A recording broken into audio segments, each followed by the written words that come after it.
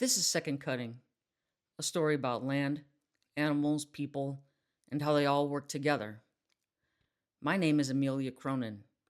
I'm here in Loreauville, Louisiana, with Dr. Shannon Gonsoulin. There are some cuts of beef that have been considered waste, but have now gained the attention of chefs, and they're making a comeback. For example, oxtail.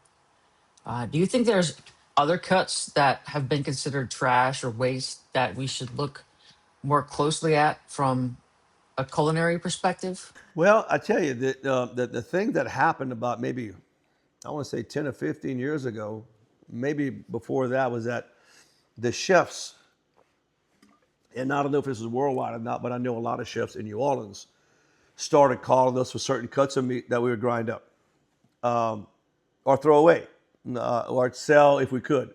Oxtail, right? Cow tail. About 15 years ago, turned into a huge thing in New Orleans. Oxtail soup got to be huge, right? Tongue started getting to be huge. What the chefs were doing, they were picking a cut to try to enhance it, right? Not everything needs to be put in the ground meat. A lot of the sirloins areas they have utilized to do different things. The shoulder roast they have utilized to do different cuts of meat and different steaks. The mock tender was always ground up. It's a muscle in the shoulder that was just always cut up and thrown away. Thrown into the ground meat, right?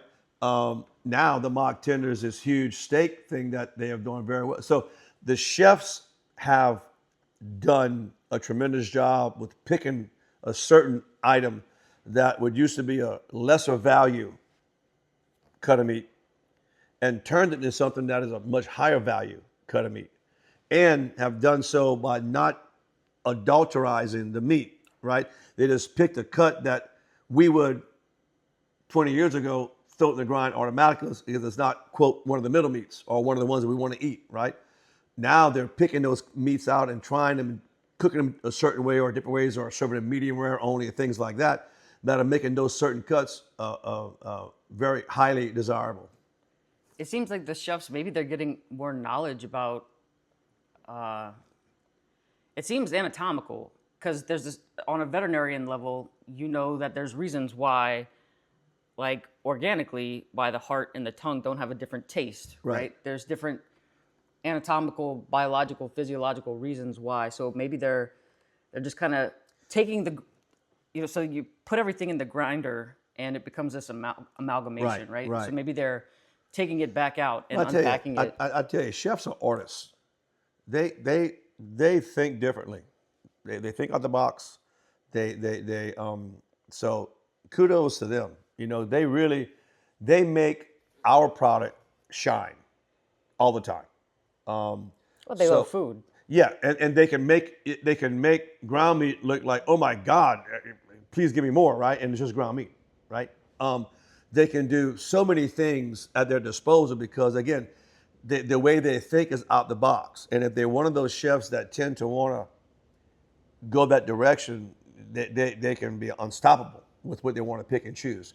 So, you know, those guys, you know, will take a cut and play with it. Next thing you know, they got a whole, everybody in the United States wants this different cut, you know, like I said, like oxtail.